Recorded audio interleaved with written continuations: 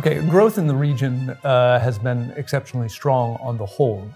Since COVID, Romania and Poland have been particularly strong. I think right now what you see is a recovery where growth is not much higher than potential. So as a result, most of the region is still in an output gap, meaning that there's slack in the economy. We expect growth to continue to pick up going forward, partially because of more EU funds and partially because of strong real wages. But looking further out, there's definitely some concerns about growth in the region. I would focus on two. The first is that the region relies heavily on export-led growth, and the external environment is looking much more difficult. This is partially because of structural headwinds in Germany, but it's also because of weaker global growth. The IMF right now has the lowest medium-term global growth forecast since the 1990s. So I think it'll be very difficult to remain export-led economies in a region where the external environment is much more difficult. And this is compounded by the fact that wages and energy prices, two key inputs into your exports, have become much more expensive. So I think this is one challenge. The second challenge that I would say is that fiscal policy is probably going to be much less supportive of growth going forward.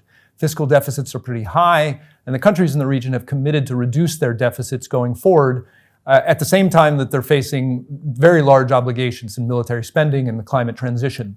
So in an environment in which the fiscal is consolidating and external demand is weaker, it'll be difficult to maintain very strong growth.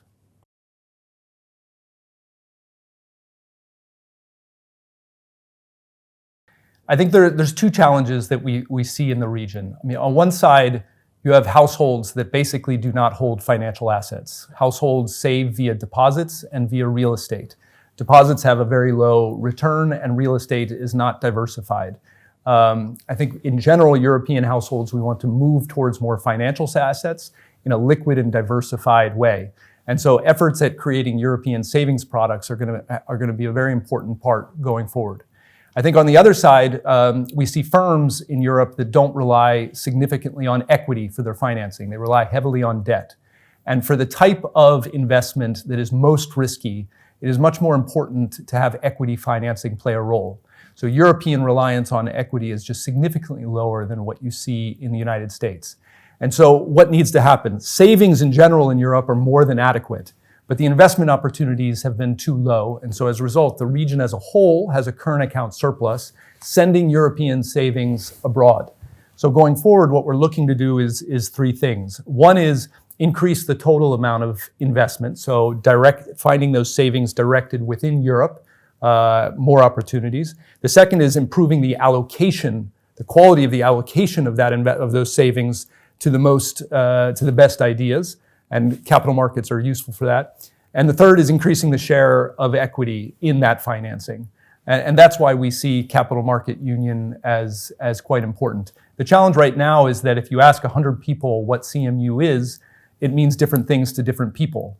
And at the same time, when Europe puts forward reforms to move towards European Union, you see a lot of nationalism in the response. You see a resistance to giving up more sovereignty over national capital markets to the EU level.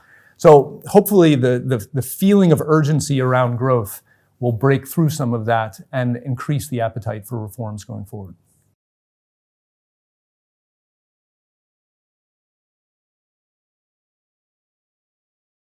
I think relative to previous periods of my career, this is a period in which financial stability is much more assured, but the question is whether the financial sector is adequate to supporting growth. So the financial sector has effectively stopped deepening around 15 years ago and has been relatively stagnant. You know, on the good side, we have much more capital, much more liquidity, much better asset quality, but credit growth is very weak. Some of that has been welcomed because it's been part of monetary tightening and is important as a way of reducing inflation. But going forward, there's going to be a need for financial sector to support growth in terms of the key firms, both small and medium-sized firms. What do we think is important in order to achieve that? Well, I think there's a couple things. One is tighter fiscal deficits to avoid crowding out of credit to the private sector. A second is lower inflation, which reduces interest rates and reduces the cost of capital for firms. A third would be more competition, both among banks and between banks and non-banks, in order to push down intermediation spreads. And another one is making sure that governments are not adopting policies that are directly antagonistic to banks, which then pushes up risk spreads. So I think there's a variety of things that can be done, but particularly with the green transition ahead, the financial sector is going to need to play a role.